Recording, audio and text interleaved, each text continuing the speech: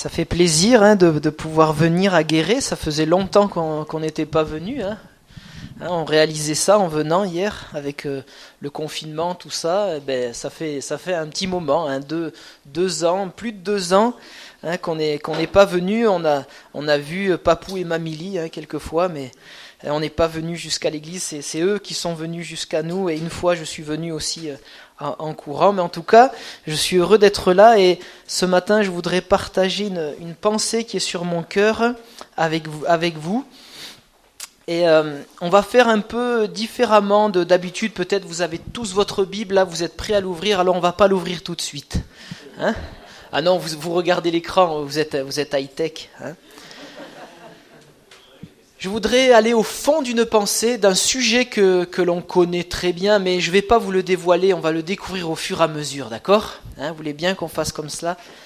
Et je vais vous poser quelques questions pour commencer, et répondez simplement. Qui connaît le livre de cet auteur conseiller conjugal chrétien américain qui s'appelle Gary Chapman et qui a écrit Les langages de l'amour ? Qui connaît ce livre ? Voilà, il y a quelques mains qui se lèvent. C'est pas grave si vous connaissez pas. Je vais ressortir quelques points parce que je voudrais que nous puissions nous poser cette question comment aimer Dieu ? Comment répondre à son amour ? Dieu nous a aimés le premier et c'est lui qui est venu vers nous. Nous nous en sommes rappelés en partageant le pain et le vin. Mais nous voulons répondre, nous, à son amour. Alors, dans ce livre qu'il a écrit, il en a écrit un pour le couple, et il en a écrit un pour les enfants, pour les parents et les enfants.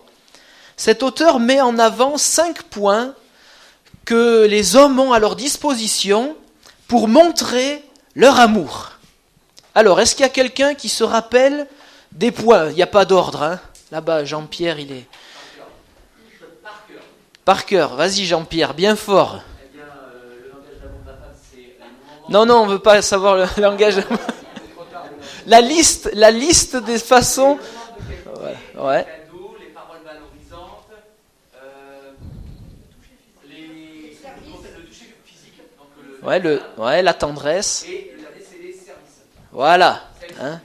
Alors, au cas où, pour l'enregistrement, on peut reprendre. Il y a, donc, moi j'ai mis dans cet ordre-là, mais les moments de qualité que l'on peut passer ensemble, où on accorde vraiment du temps à la personne, les paroles valorisantes, les services rendus, les cadeaux, et le toucher physique, la tendresse.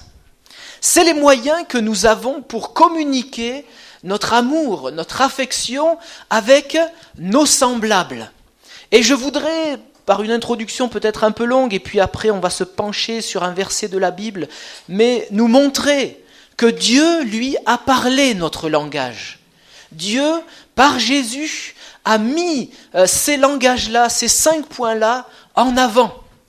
Parce que déjà, concernant les moments de qualité, la Bible nous dit que Dieu a tant aimé le monde qu'il a donné Jésus. Dieu, sous la forme humaine, Jésus-Christ est venu parmi les hommes. Il est venu au milieu de nous. Il aurait pu rester dans le ciel de gloire. Il aurait pu faire les choses différemment, mais j'aime bien ce que nous dit l'auteur aux Hébreux. Il nous dit, mais nous avons, en parlant de Jésus, un souverain sacrificateur qui est compatissant. Parce que la Bible nous dit, il a été tenté en toutes choses comme nous. Il a vécu toutes choses comme nous, et je fais une petite parenthèse, mais pour insister, je lisais un auteur qui disait quelque chose qui m'a fait réfléchir. Il mettait en évidence que dans les évangiles, il est question du père adoptif terrestre de Jésus jusque vers sa 12e année, mais après il n'est plus, et on voit même Marie qui le suit, puis Jésus va confier sa mère à un des disciples, etc. On pense finalement que peut-être certains disent oui, mais Jésus il n'a pas connu certaines choses, mais il mettait le fait que, étant le fils aîné, il avait sûrement dû prendre la charge de père de toute sa famille. puisque probablement Joseph est décédé et sa mère est devenue veuve. Bon, c'est une parenthèse, on n'en sait rien précisément, on ne va pas faire un débat, mais une chose est certaine, Jésus a été tenté en toutes choses, il a tout connu comme nous, il est venu au milieu de nous, d'ailleurs son nom Emmanuel dit Dieu est avec nous, il a passé des moments avec nous. La Bible nous dit qu'il cherchait à avoir ses disciples avec lui. Il prenait du temps à l'écart avec ses disciples pour les enseigner. Jésus a parlé ce langage, de prendre des moments de qualité, de nous consacrer du temps. La Bible dit il était tard, il y avait encore beaucoup de gens qui étaient là autour de la maison, mais Jésus il a pris le temps de les guérir tous. Ce qui peut nous introduire par exemple dans le toucher physique. Jésus a touché et il a touché particulièrement ceux que personne ne voulait toucher. Les lépreux, les malades, les gens rejetés. Jésus a pris les enfants sur lui, il les a bénis. Jésus a aussi montré son amour par ce moyen. Il a même laissé, oh là là, je suis sûr que Pierre était offusqué dans sa conception des choses, mais il a même laissé Jean se coucher sur sa poitrine pour qu'il écoute son cœur. C'est une belle image, mais on ne va pas aller dessus. Mais Jésus est vraiment celui qui a rendu des services comme personne. Il a guéri, il a multiplié les pains, il a fait des miracles extraordinaires et il est vraiment, tout au long de l'Écriture, nous voyons que Dieu, bien qu'il soit celui qui est au-dessus de tout, n'est pas venu pour être servi, mais il a servi. Jusqu'à laver les pieds des disciples. C'est quelque chose peut-être qui ne nous parle pas trop, mais c'était vraiment coutumier à l'époque, il fallait le faire quand on recevait du monde, on lavait les pieds, etc. Et Jésus, il dit, mais vous m'appelez Maître et Seigneur, vous faites bien, je le suis, c'est la réalité. Et pourtant, je vous ai lavé les pieds, je vous ai donné un exemple, etc. Et en fait, le texte dit bien que Jésus mit le comble à son amour. Il a montré son amour. Jésus a parlé notre langage. Pour les paroles valorisantes, des fois, on peut, ça dépend un peu de nos caractères, mais on peut avoir du mal à les recevoir de Dieu, mais pourtant la Bible en déborde. Il nous dit que nous sommes précieux à ses yeux. Il nous dit que nous sommes une créature qui est merveilleuse. Il nous dit que nous sommes le summum de la création. Et on n'a pas les chevilles qui enflent parce que c'est les mots du Seigneur. Il nous dit vraiment qu'il est tous les jours avec nous, qu'il ne nous abandonne jamais. C'est un Dieu qui a des promesses extraordinaires. Il nous accompagne et il a vraiment... je crois que c'est dans le Cantique des Cantiques, il dit, mais il y a un baume qui sort de ses lèvres, de sa bouche. La parole de Dieu nous donne la vie. Quand Dieu nous parle, l'espoir en nous renaît.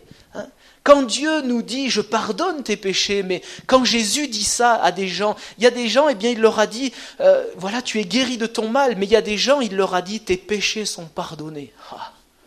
Quelle parole extraordinaire. Oh oui, la parole de Dieu, c'est quelque chose d'extraordinaire et Jésus est venu nous porter des paroles qui nous donnent la vie. Alors, il me reste peut-être à parler des cadeaux. Bien sûr, le plus grand des cadeaux, c'est lui-même. Il s'est offert pour nous sur la croix, un Dieu merveilleux qui a supporté qu'on lui crache dessus, que finalement on le prenne pour un imposteur. L'Écriture avait déjà dit, mais qui a cru, c'est Ésaïe.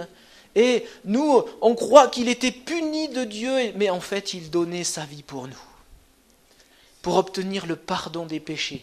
C'est Ésaïe 53. Nous les hommes, on était vraiment à côté, et on est souvent à côté de nos chaussures. Et les hommes disaient, mais si tu es vraiment le Messie, t'as qu'à descendre de la croix, mais on ne réalise pas ce qu'on est capable de dire et de faire parfois. Vous savez, il y a des paroles qui me font trembler quand je pense à la bêtise des hommes, et j'aurais été capable de faire la même chose, mais quand Pilate cherche à tout prix à innocenter Jésus, il dit, mais quel mal a-t-il fait ? Et les hommes répondent, mais que son sang retombe sur nous et sur nos enfants. Mais on est vraiment inconscient. On était en train de crucifier Dieu, Jésus le Fils de Dieu, qui s'est offert lui-même pour nous sauver. Alors ici, parlant un peu de ces 5 moyens de montrer notre amour les uns aux autres, et finalement constatant que Dieu, lui, a parlé ce langage pour nous montrer qu'il nous aime. Il est venu, il s'est adapté à nous. Il a utilisé ces moyens-là qui ont été recensés, qui sont valables pour tous les hommes sur toute la terre. Quand vous avez n'importe qui, que vous lui donnez des paroles valorisantes, que vous prenez du temps avec lui, que vous manifestez de la tendresse ou que vous lui rendez des services, il va y avoir de l'amour, de l'amitié, de l'affection. Il va y avoir quelque chose de bon qui va s'en dégager. Alors, Dieu a parlé ce langage pour nous montrer qu'il nous aime. Il nous a aimés, nous l'avons dit, jusqu'à la mort même de la croix. Et je voudrais poser cette question maintenant. Quel est le langage de Dieu ? J'ai dit en introduction, on voudrait progresser pour aimer Dieu. Il nous a aimés le premier, nous voudrions lui rendre cet amour. Quel langage Dieu parle-t-il ? Dieu parle-t-il le langage des moments de qualité ? On pourrait dire que oui, c'est la prière. La parole de Dieu nous appelle à passer du temps. Mais vous savez, Jean-Pierre a failli tout nous révéler, mais dans le couple, ce livre d'ailleurs, que si vous le lisez, ça ne vous fera pas de mal, mais il met en évidence que parfois, dans le couple, un parle un langage, c'est-à-dire que quand par exemple, si c'est les cadeaux, si on lui offre des cadeaux, vraiment on tape dans le mille. On montre vraiment notre amour et il reçoit vraiment cet amour. Mais si on parle un autre langage, même si ça a pu nous coûter très cher et qu'on ait fait beaucoup d'efforts, c'est pas le langage de notre conjoint, ou c'est pas le langage de notre ami, ou c'est pas le langage de notre enfant. Et finalement, on a fait beaucoup d'efforts, mais ça n'a pas fait mouche. Si par exemple quelqu'un ne parle pas le langage des cadeaux, peut-être c'est mon cas, si vous m'offrez des tas et des tas de cadeaux, je vais commencer par me dire, qu'est-ce qu'il veut celui-là ? C'est louche. Mais il y a des personnes, c'est leur langage. Comprenez ce que je veux dire, vous allez voir où on va aller. C'est-à-dire que quand vous leur offrez un cadeau, vraiment, ils ressentent que vous avez pensé à eux et que vous vous êtes investi pour eux. Et ça les touche profondément et ça leur montre vraiment que vous les aimez. Et je dis ça parce que, des fois, pour ceux qui sont mariés, je suis sûr que vous avez connu ces temps, mais parfois, des reproches viennent, et puis finalement on dit, mais je me sens pas aimé, ou tu ne m'aimes pas, quelque chose comme ça. Et l'autre, vous savez qu'est-ce qu'il répond ? Avec tous les efforts que je fais. Oui, mais il y en a un qui parle en chinois et l'autre qui parle en russe, et puis finalement, ça ne s'accorde pas. Et on a besoin d'apprendre ça. On a besoin d'apprendre, bien sûr, dans le mariage, etc. Mais je parle vis-à-vis de Dieu. Quel langage Dieu parle-t-il ? Alors la prière, les moments de qualité, oui, mais il faut qu'il y ait quelque chose avant. Les paroles valorisantes, c'est la louange, etc. Mais il faut qu'il y a autre chose. C'est important la louange, la Bible nous appelle à louer, mais il y a autre chose. Les services rendus, qu'est-ce qu'on peut rendre comme service au Seigneur ? Il a créé le ciel et la terre, même nos offrandes, ce qu'on lui rend, c'est lui qui nous l'a donné, c'est pas vrai ? Alors le toucher physique, là c'est encore plus compliqué. Et justement, ça devrait nous donner un indice. Dieu est esprit. Ça a été dit, et il faut que ceux qui l'adorent en esprit et en vérité. Et alors, à votre avis, est-ce que Dieu a un langage ? Et si oui, lequel est-il ? Est-ce que quelqu'un a une idée ? Parlez fort, Oui. Ouais. Est-ce que vous comprenez la notion de quoi je veux parler ? Du fait que nous puissions, de nous-mêmes, quelque chose que Dieu nous a donné, choisir d'exprimer et qui touche le cœur de Dieu dans le mille.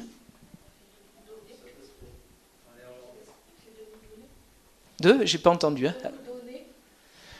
Oui, mais il y a un verset qui en parle. Oui, toi tu le sais. Hein. Si je vous dis, alors là, ça va être trop facile. Je vais dire un autre mot. Comment faire plaisir à Dieu?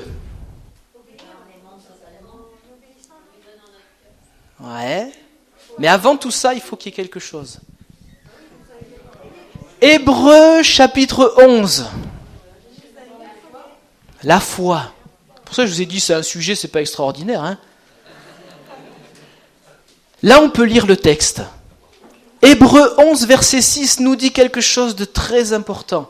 Or, sans la foi, il est impossible de plaire à Dieu. Parce qu'il faut que celui qui s'approche de Dieu croit que Dieu existe et qu'il est le rémunérateur de ceux qui le cherchent. Et la suite de ce que je viens de dire est très très importante parce que Dieu nous révèle qui nous sommes vraiment. Dieu est esprit. Le monde de Dieu, c'est pas le monde matériel.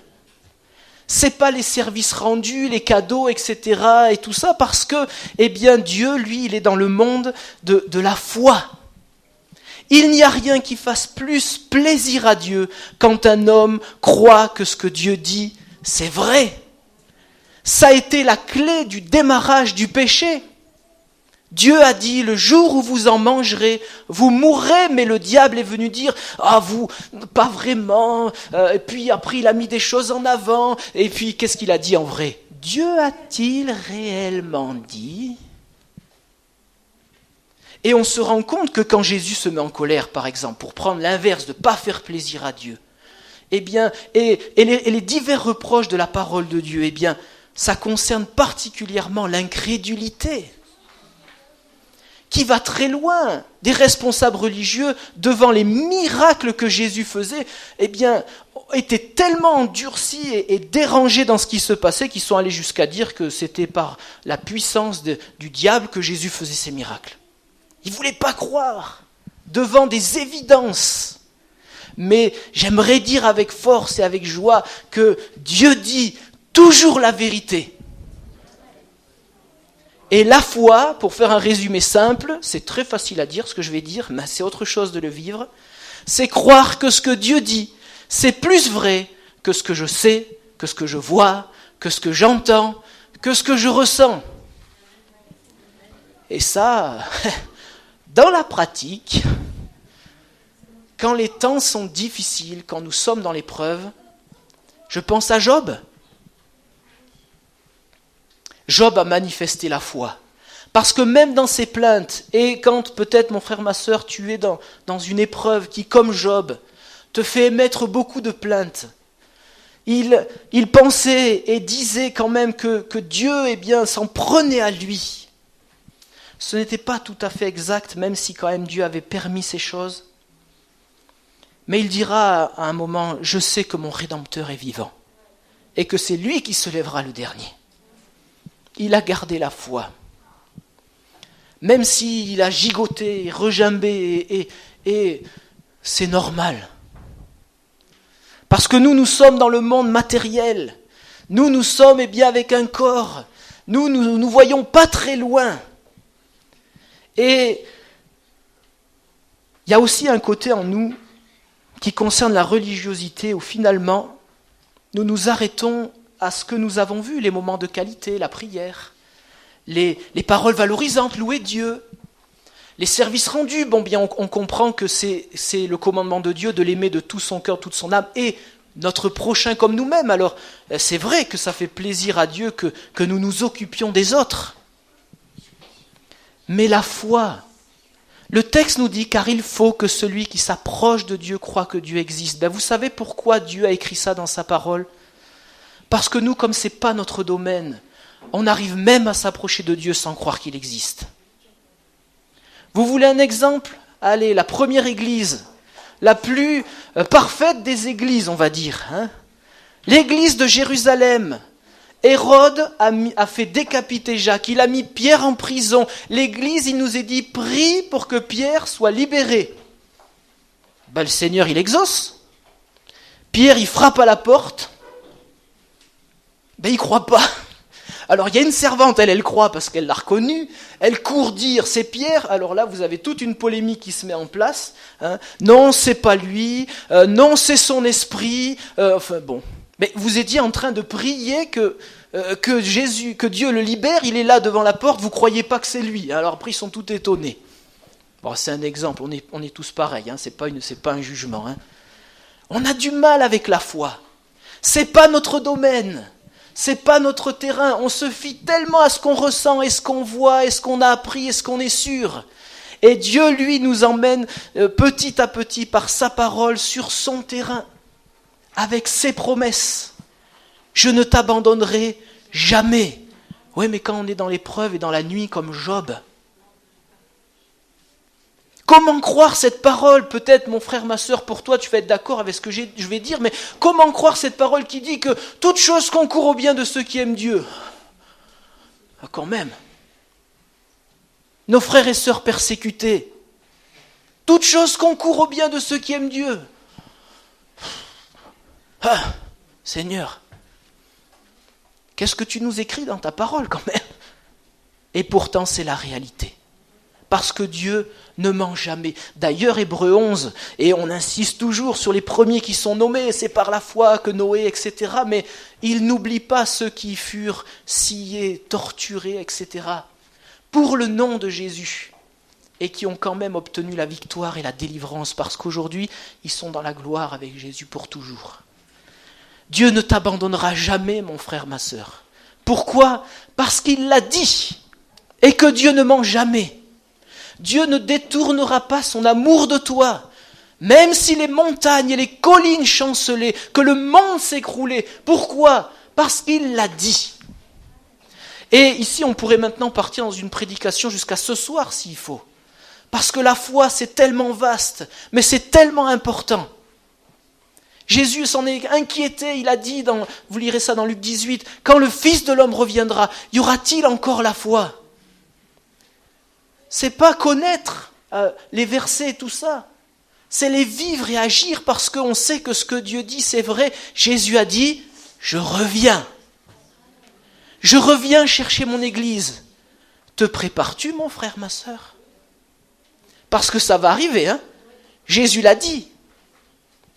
Jésus a dit, eh bien, par exemple, on pourrait aller tellement loin, mais si vous ne pardonnez pas, je ne vous pardonne pas non plus. Mince. Crois-tu cette parole? Jésus a dit dans un autre domaine, là c'est pour nous, mais si nous confessons nos fautes et si nous les abandonnons, il est fidèle et juste pour nous les pardonner, mon frère, ma sœur. Est-ce que tu crois cette parole? Que tu as été pardonné par Jésus. Et qu'une autre parole nous dit qu'il oublie nos péchés, les jette au fond de la mer. Quand tu vas pour rencontrer le Seigneur et que tu t'es repenti, ça a été une expérience que j'ai vécue un jour qui a grandement touché mon cœur. J'avais péché, j'avais mal agi, et à cause de ça, je ne suis pas allé dans la présence du Seigneur pendant plusieurs jours. Et puis finalement, comme j'ai été bien enseigné par mes parents, je me suis dit, il faut y aller quand même. Alors j'ai préparé mon discours. J'ai dit, voilà, je vais demander pardon, je vais dire ceci, je vais dire cela. Et quand je suis rentré dans le lieu où je voulais passer du temps avec le Seigneur, j'ai senti son amour immédiatement, j'ai même pas eu le temps d'ouvrir mon bec. Comme le Seigneur qui me disait, tu m'as manqué, mon fils. Moi, je m'attendais à avoir des reproches. Et lui, il m'attendait. Parce qu'il savait que je m'étais repenti de cela. Vous savez, il y a un verset des fois qui est mal compris et qui dit que les enfants de Dieu ne peuvent plus pécher. Alors là, c'est... Qui c'est qui, depuis son baptême, n'a plus péché, hein? Ne levez pas la main, hein, parce qu'il y a un souci. Il faut comprendre ce verset. Nous ne pouvons plus pécher. Mon frère, ma sœur, tous ceux qui sont nés de nouveau, nous ne pouvons plus pécher parce que quand ça arrive, je ne sais pas vous, mais on ne dort pas la nuit. Hein. Et puis, le ventre, il n'est pas bien, hein. Et puis on n'est pas bien. Alors que ceux qui ne sont pas nés de nouveau, même c'est l'inverse, des fois, ils ne peuvent pas dormir s'ils n'ont pas péché. Hein. Oui, il faut qu'ils pêchent, c'est comme ça. C'est le choix de leur vie. Et Jésus les aime, parce que Jésus nous a aimés quand nous étions aussi comme ça, où il fallait que nous péchions absolument pour tel ou tel domaine. Mais à partir du moment où nous sommes nés de nouveau, nous ne pouvons plus pécher. Et peut-être, bien dans ton cœur, des fois, le diable arrive à remettre en doute tellement de choses. Tu crois pas que tu es enfant de Dieu parce que peut-être tu es encore retombé, etc. Mais je voudrais te dire, le fait que tu sois mal déjà à cause de ça, c'est le signe que tu as encore conscience de ce qui est bien, de ce qui est mal. Parce que, je veux te dire, il y en a qui sont allés tellement loin dans l'incrédulité, ils se rendent même plus compte de rien. Ils pêchent, ils croient qu'ils servent Dieu. Ils sont méchants, ils croient qu'ils font le bien, etc., etc. Un enfant de Dieu ne peut plus pécher, parce que malheureusement, quand ça lui arrive, il est tellement travaillé. Alors, ce langage de Dieu, cette foi qu'il nous faut manifester, c'est des fois déjà dans des toutes petites choses. Celui qui s'approche de Dieu doit croire que Dieu existe. Quelle parole de Jésus prendre ? Eh bien, Matthieu 5, Matthieu 6, sur la prière par exemple. Quand tu pries, entre dans ta chambre, ferme ta porte. Ça c'est difficile aujourd'hui, hein. Avec toutes les notifications qui apparaissent sur les téléphones, ça sonne en permanence. On n'est plus connecté à rien qu'à notre téléphone. Fermer sa porte, c'est ça, hein. Parce que quand il est question de la chambre, c'est l'intimité. Si pour toi, c'est prendre du temps dans le jardin ou dans ta salle de bain ou je ne sais où, c'est peu importe. C'est l'image de prendre du temps avec le Seigneur et d'arriver à fermer sa porte. Parce que comme par hasard, quand on veut prendre du temps avec le Seigneur, la terre entière pense à nous. C'est incroyable ça. Comme par hasard. Il y a un grand combat dans ces choses. De fermer la porte. Et que nous dit le texte ? Ton Père qui voit dans le secret. Ton Père, il est où ? Il y a un mot important de 2 lettres. Il est là. Tu te retrouves en présence du Dieu de l'univers, celui qui a créé le ciel et la terre, celui qui t'aime tellement qu'il est venu dans la forme de Jésus mourir pour toi. Il est là. Ah oui, mais je ne le vois pas. C'est le domaine de la foi. Et suivant la foi que tu vas y mettre, eh bien, tout va changer. Parfois dans un culte, mais parfois dans un temps personnel de prière. Et des fois, il y a des personnes au culte, elles sont visitées, c'est incroyable. Puis, il est comme ça. C'est long, hein ? Il est long, ce prédicateur. Tout dépend de quoi ? De la foi. Là où 2 ou 3 s'assemblent en mon nom, je suis au milieu d'eux. Jésus est là, mes frères et sœurs, avec nous. Quel message merveilleux, quel Dieu merveilleux. Il y a une phrase interronégative que par 2 fois le Saint-Esprit nous dit par Paul, parce qu'on a besoin, parce que on n'a pas la foi naturellement. Ne savez-vous pas que vous êtes le temple du Saint-Esprit ?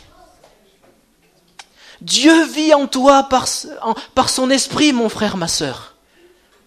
Pas que le dimanche matin. Hein. Jésus a dit, eh bien, quand je m'en serai allé, je vous enverrai le Consolateur et il sera avec vous, il sera en vous. Dieu vit en toi. Le texte dit, nous sommes le temple, l'habitation de la divinité. Ton corps. Alors ça nous aide dans plusieurs domaines. Ça nous aide peut-être, eh bien, que si nous avons foi dans cette parole et qu'elle est là constamment devant nos yeux, des fois ça nous aide face à la tentation. Parce que le Saint-Esprit est là, il connaît mes pensées, il sait tout. Moi, ça m'impressionne. Quand je considère Dieu, sa sainteté, quand je considère Dieu dans ce qu'il a fait, dans ce qu'il est, pouvoir habiter en moi, déjà ça m'impressionne. Mais la discrétion et l'humilité que le Saint-Esprit fait preuve, alors là, ça m'estomaque. Parce que moi, vous savez, avec mes enfants, dès que je suis avec eux, si je vois qu'ils font quelque chose qui n'est pas bien, j'interviens tout de suite. Ne fais pas ci, ne dis pas ça. Mais vous vous rendez compte, le Saint-Esprit avec nous, il pourrait faire ça en permanence. Oula, ne pense pas ça, ne regarde pas ça, Quelle humilité! Parce que Dieu, depuis que tu es né de nouveau, d'ailleurs c'est le Saint-Esprit qui est venu en toi qui t'a fait naître de nouveau, mais depuis que tu es né de nouveau, bien Dieu vit en toi par son Esprit, et c'est presque comme s'il n'était pas là. Si tu mets pas foi à cette parole, si tu cherches pas la présence de Dieu, et parfois, on pourrait, si on s'imagine quand même à la place du Seigneur qui nous aime tant, qui est là en nous, qui a ce désir de nous rencontrer, nous le voyons dans la parole de Dieu, qui a ce désir de passer du temps avec nous, qui a ce désir de partager, peut-être il doit être frustré des fois, parce que nous on vit comme s'il n'était pas là. Quelle est la différence ? C'est la foi, de croire que c'est vrai, c'est réel. Et puis si ça peut nous aider face au péché dans la tentation, ça peut nous aider aussi dans les autres domaines, quand il faut remporter des victoires devant des choses difficiles, devant des choix à faire. Le Saint-Esprit est en nous. Et le Saint-Esprit parle. Il faut apprendre aussi à reconnaître sa voix. Ça se fait pas du jour au lendemain, parce que des fois on entend des gens, le Saint-Esprit m'a dit, le Saint-Esprit m'a dit, le Saint-Esprit m'a dit. C'est incroyable. Le Saint-Esprit, il révèle que des choses sur la vie des autres, mais Dieu, vous savez, c'est pas... je ne sais pas comment c'est là, les émissions de télé-réalité où on aime bien montrer la vie des gens, mais Dieu, il révèle pas les problèmes des autres. Dieu m'a dit de te dire que... Saint-Esprit, il est en nous pour nous parler. Bien sûr que le Saint-Esprit peut nous parler pour quelqu'un d'autre, mais enfin, allons-y mollo, parce que aujourd'hui, il y a des témoignages qui sont rendus... le Saint-Esprit m'a saisi, je me suis roulé par terre et je ne pouvais plus mettre... Oula. Vous savez ce que c'est ? Un des fruits, donc le résultat de l'action de l'Esprit en nous, c'est la maîtrise de soi. Bon, fermons cette parenthèse. Alors, la foi, ce langage de Dieu. Je voudrais te dire, mon frère, ma sœur, Dieu honore toujours la foi. Nous avons raison de nous confier dans le Seigneur. Et là encore, il nous l'a dit. Celui qui se confie en moi, il ne sera pas déçu. Amen. Amen. Celui qui se confie en moi, il ne sera pas déçu. Vous savez, je crois que par la foi, je l'ai dit, ça pourrait nous ouvrir tellement des portes grandes, mais peut-être, tu cherches des choses avec le Seigneur, mais tu mets ta foi, mais tu as besoin d'apprendre à persévérer dans cette foi. D'ailleurs, le mot fidélité va avec le mot foi. Vous savez que tout se passe à cause, j'allais dire, ou grâce à la foi. Un jour, les disciples, ils sont dans une barque. Ils traversent un lac, il y a une tempête. Jésus vient à leur rencontre en marchant sur l'eau. Ils ont très peur, etc. Pierre dit, si c'est vraiment toi, ordonne que je vienne à ta rencontre. Jésus lui dit, viens, parole de Dieu, formidable. Vous pouvez mettre toute votre foi dessus. Pierre, il sort, qu'est-ce qui se passe ? L'eau le tient. Pierre, quelques instants après, il perd la foi, qu'est-ce qui se passe ? Il coule. Merci Seigneur, Dieu est là, il ne nous abandonne jamais. Mais Dieu veut nous entraîner sur le terrain de la foi, mon frère, ma sœur. Persévère. Dieu t'a donné des promesses. Persévère. Dieu t'a parlé. Dieu, t'a promis. Persévère. Abraham, il a entendu 25 ans. 25 ans la promesse. Ah Seigneur, là, tu m'en demandes beaucoup. Bon, Dieu tient promesse. Dieu tient parole. Je voudrais simplement par ce message nous inviter à réaliser qu'il nous faut croire ce que Dieu nous dit. Et bien sûr, cela vient de sa parole. On peut avoir des pensées, etc. Cherchons la volonté de Dieu. Ce que Dieu m'a dit, etc. Un jour, on a vu une jeune débarquer. Dieu m'a dit dans une prophétie, il fallait que je déménage, que j'aille dans telle ville. Et elle a déménagé et est partie dans telle ville. Ouais, ça a été la cata, Voilà. Vous savez, je parlais des moyens que nous, on met en place pour plaire à Dieu. Et par exemple, les moments de qualité, la prière. Mais il y a des personnes, il y a des chrétiens, ils peuvent avoir une vie de prière, ils passent des heures en prière. Mais excusez-moi de le dire, parce que je l'ai vécu, je me le permets, c'est du monologue. Dieu attend que vous ayez fini. Est-ce que je vais pouvoir en caser une quand il va avoir fini de me faire la liste de courses, hein? Seigneur, bénis celui-ci et tu fais celui-ci, et n'oublie pas ça, et mes frères et sœurs, et ta tati est bénie, et guérie, et garde, et peut-être qu'à la fin je vais avoir le temps de lui... trop tard, il est parti. Je le fais sur le ton de l'humour, c'est une réalité. Parce qu'on a tellement de mal à rentrer dans ce domaine, mais quand tu pries, Dieu est là. Et quand tu te retrouves devant le Créateur, eh bien finalement, la Bible nous dit, quand tu es dans la présence de Dieu, eh bien, écoute au lieu de parler. C'est important, parce que Dieu parle. Et puis tu vas apprendre à reconnaître sa voix. Je dis bien apprendre. Jésus dit, mes brebis, elles connaissent la voix. On ne connaît pas la voix du berger en 2 minutes, mais on apprend à la connaître. Et des fois, on fait des erreurs. Et moi, j'ai cru que Dieu m'avait dit que... Et je me suis planté. Hein. On apprend à connaître sa voix. Mais petit à petit, on grandit. Apprends à connaître sa voix. Mais pour apprendre à connaître sa voix, il faut que Dieu te parle. Alors, il faut lui laisser le temps de parler. Parce qu'il est là. Ça commence par là. Il faut que celui qui s'approche de Dieu croit que Dieu existe et qu'il est le rémunérateur de ceux qui le cherchent. Dieu te voit. Dieu voit ce que tu fais. Dieu voit au fond de ton cœur. Et finalement, Dieu sait la foi que tu mets dans ce que lui dit, parce qu'on peut mettre foi en plein de paroles. Hein.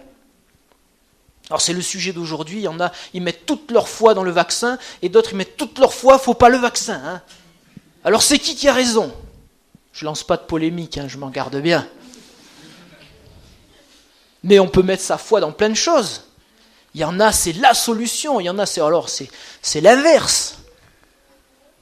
La foi, nous dit l'Écriture, la véritable foi, elle vient de ce que l'on entend. Et ce que l'on entend vient de la parole de Christ. Nous lisons notre Bible. Nous cherchons, tu veux prendre du temps avec le Seigneur. Seigneur, parle-moi.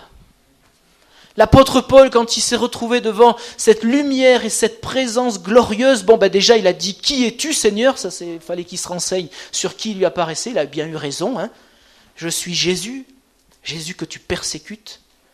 Et la deuxième chose qu'il a dit, c'est « Que veux-tu que je fasse ?» Pas « Oui, Seigneur, est béni, et tatati. » Et je ne dis pas qu'il ne faut pas le faire. Hein. Et vous savez, il y a 3 images un peu de notre temps avec le Seigneur. Il y a demandez, vous recevrez, vous connaissez sûrement ces choses. Hein. Mais ça, demandez, vous recevrez, c'est très bien. Dieu nous dit de faire connaître ses besoins, mais c'est le mode bébé. Hein. Et je. Quand un bébé est né, il est comme ça. Et que maman et papa soient fatigués, alors là, ça lui traverse même pas l'esprit. Il a faim, il demande. Voilà. Mais après, on grandit. Ensuite, il y a chercher. Et vous trouverez. Dieu a un plan pour ta vie, parce que ça aussi c'est ta parole, c'est sa parole. Car j'ai formé des projets pour vous donner un avenir de l'espérance. Et est-ce que ça t'intéresse que Dieu puisse te communiquer son projet pour toi ? On marchera par la foi. Hein.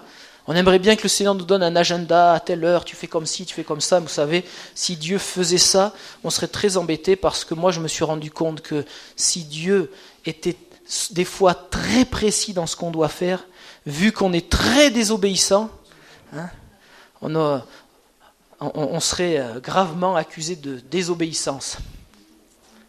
Alors finalement, Dieu nous attire. Est-ce que ça t'intéresse ? Je finis, mais pour parler de la persévérance, mais Dieu dit à Moïse, monte sur la montagne, et là je te parlerai. Et Dieu, il met 7 jours avant de lui parler. Oh. Alors Seigneur, hein, je te laisse mon bip là, mon numéro, et quand tu es prêt, tu m'appelles, je monte, hein, parce que j'arrive. On va très vite aujourd'hui, mais c'est parce que ce que Dieu veut nous dire, c'est très précieux. Il y a des choses, le salut, vous savez, c'est pour tous. Il y a ce brigand sur la croix, lui, c'est même pas l'ouvrier de la dernière heure, lui, c'est l'ouvrier de la dernière minute. Hein. Mais il reçoit le salut, parce que Dieu l'a dit. Celui qui croira, il sera sauvé. Et cet homme, il a cru, alors Dieu, comme je vous l'ai dit tout à l'heure, il honore sa parole et il sauve le brigand sur la croix. Mais ça ne s'arrête pas là. Hein. Dieu te cherche. Dieu a un plan pour toi. Dieu, veut être en relation avec toi. Et c'est pas, vous savez, j'aurais tellement de choses à dire, mais à un moment, Jésus, il parle de son Père et des œuvres que son Père demande de faire.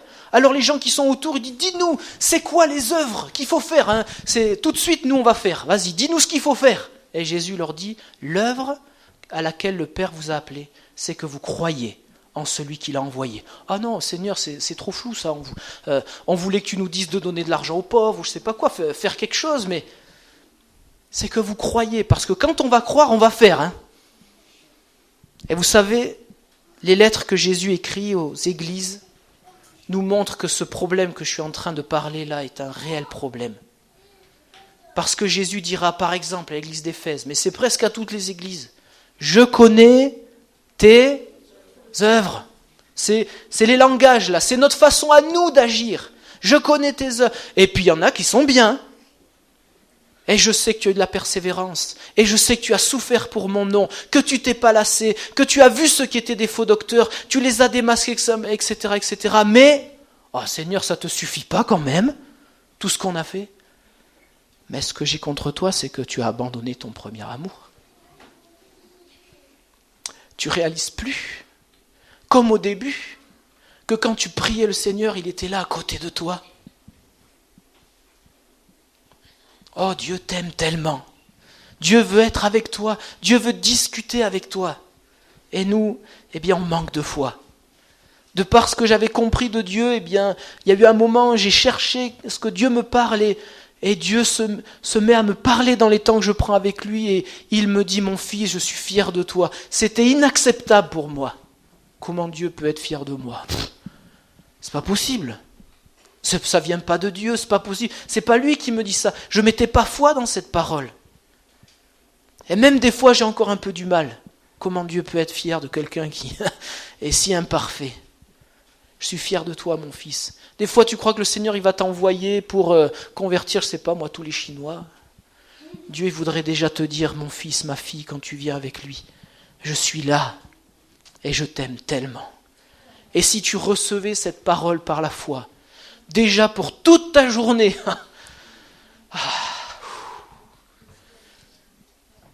ton cœur serait comblé. C'est ce que Dieu veut te donner. On prie ensemble. Seigneur, merci pour ton amour pour nous. Merci parce que tu veux nous faire grandir. Tu veux nous entraîner sur ton terrain.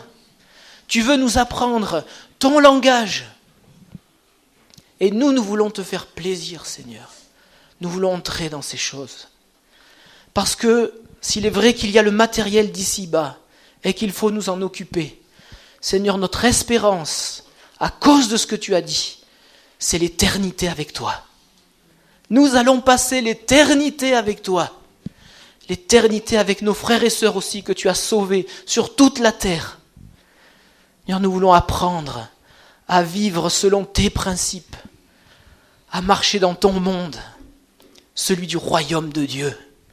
Bénis mes bien-aimés frères et sœurs, que cette parole, Seigneur, puisse nous faire grandir et que vraiment nos temps avec toi soient des véritables moments de qualité, plein de foi, saisissant que tu es présent, que dans l'église aussi, Seigneur, dans les rassemblements, nous saisissions que tu es là, que nous ayons soif que tu nous parles, que nous ayons soif d'être avec toi, comme la bien-aimée désire être avec le bien-aimé. Ô Jésus, aide-nous à répondre à ton amour. Merci Seigneur. Amen.